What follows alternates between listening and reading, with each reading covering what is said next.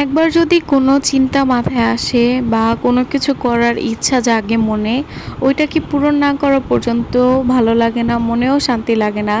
তাই আজকে আমার ওই ইচ্ছাটাকে পূরণ করার জন্যই যাব একটা জায়গায়। হ্যালো এভরিওয়ান, আসসালামু আলাইকুম। আজ আপনাদের সাথে হাজির হলাম আরেকটা নতুন ব্লগ নিয়ে। তো সকাল সকাল নাস্তা করে নিয়েছিলাম, আর বাজার থেকে এতগুলো ইলিশ মাছ আনা হয়েছিল।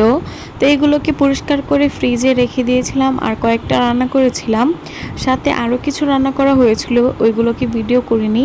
তো দুপুরবেলা খাওয়া দাওয়া করে রেডি অহনাকে এখন দিয়ে আসবো আমার নানির বাসায়। ও 2-3 ঘন্টার জন্য ওইখানেই থাকবে। যেহেতু আমি নদী পার হয়ে ওই পার যাবো, তাই আর অহনাকে নেইনি, কারণ অহনা এখন অনেক বেশি ছোট। কোথায় যাচ্ছি এটা তো সবার মনেই প্রশ্ন জাগতে পারে। এখন তাহলে বলি, কয়েকদিন আগে বলেছিলাম একটা ভিডিওতে যে আমি প্রফেশনাল ওয়েতে একটু কেক বানাতে চাচ্ছি। তো একটু একটু করে যেহেতু সব কিছুই কেনা হয়ে গিয়েছে, তাই আরও বাকি আছে কয়েকটা জিনিস, ওইগুলোকেও কিনতে যাচ্ছি। তো এই যে এসে পড়েছি আমার কলেজের সামনে। এটা হচ্ছে আমার কলেজ, যেখানে আমার অনেক স্মৃতি আছে। এই যে এই রাস্তাটা, কলেজের গেট, ইভেন আশেপাশের এরিয়ার মধ্যেও আমার অনেক অনেক স্মৃতি আছে।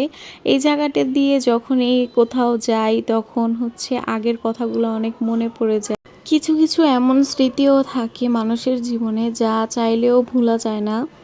তো সেটার মধ্যে একটাই হচ্ছে আমার কলেজের স্মৃতি। কেনাকাটা শেষে এখন বাসায় চলে যাচ্ছি, আর এই রাস্তাটা অনেক সুন্দর লাগতেছিল আমার কাছে। এমন রাস্তা দিয়ে রিস্কায় করে ঘুরতে অনেক ভালো লাগে। তো বাসায় যেতে যেতে সন্ধ্যা হয়ে গিয়েছিল, আর নদীর মাঝখান থেকে সূর্যটাকে দেখতে অনেক ভালো লাগতেছিল। কি অপরূপ সৃষ্টি আল্লাহর, তাই না? তো বাসায় এসে পড়েছি, আর নানি হচ্ছে অহনাকে আমাদের বাসায় দিয়ে গিয়েছে।